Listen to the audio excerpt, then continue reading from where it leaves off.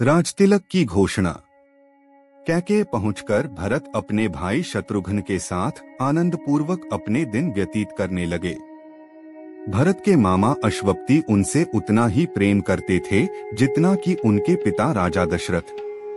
मामा के इस स्नेह के कारण उन्हें यही लगता था मानो वे ननिहाल में न होकर अयोध्या में हों। इतने पर भी उन्हें समय समय पर अपने पिता का स्मरण हो आता था और वे उनके दर्शनों के लिए आतुर हो उठते थे। राजा दशरथ की भी यही दशा थी।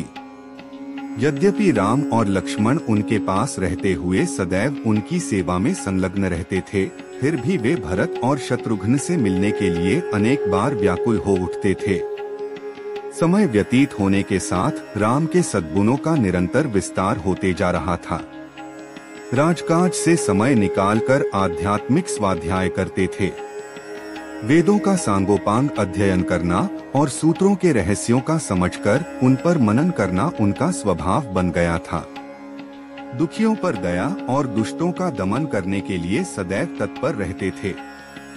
वे जितने दयालु थे उससे भी कई गुना कठोर वे दुष्टों को दंड देने में थे।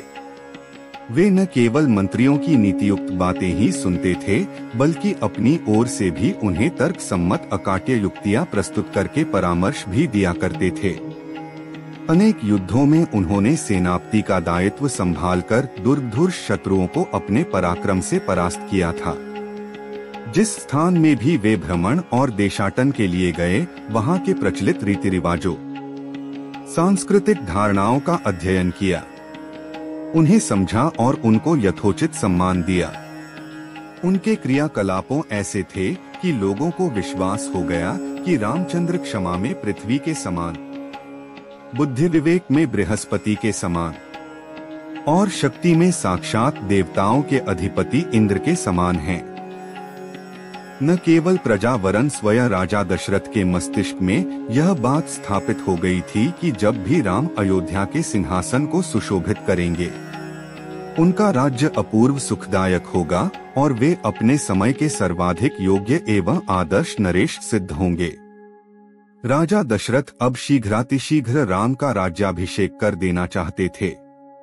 उन्होंने मंत्रियों को बुलाकर कहा, हे मंत्रीगण, अब मैं वृद्ध हो चला हूँ और रामचंद्र राज सिंहासन पर बैठने के योग्य हो गए हैं। मेरी प्रबल इच्छा है कि शीघ्रातिशीघ्र राम का अभिषेक कर दूं। अपने इस विचार पर आप लोगों की सम्मति लेने के लिए ही मैंने आप लोगों को यहाँ पर बुलाया है।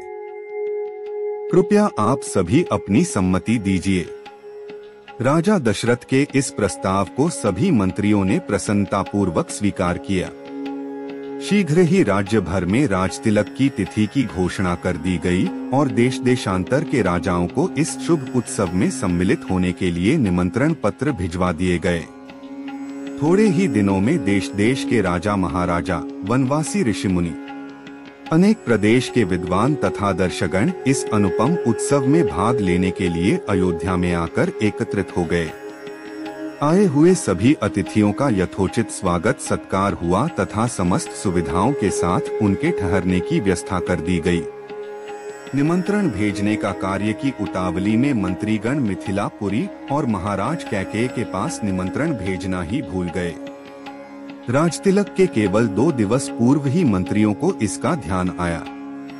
वे अत्यंत चिंतित हो गए और डरते डरते अपनी भूल के विषय में महाराज दशरथ को बताया। यह सुनकर महाराज को बहुत दुख हुआ, किंतु अब कर ही क्या सकते थे।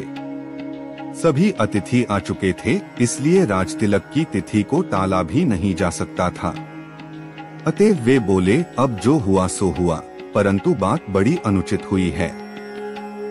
अस्तु, वे लोग घर के ही आदमी हैं, उन्हें बाद में सारी स्थिति समझाकर मना लिया जाएगा।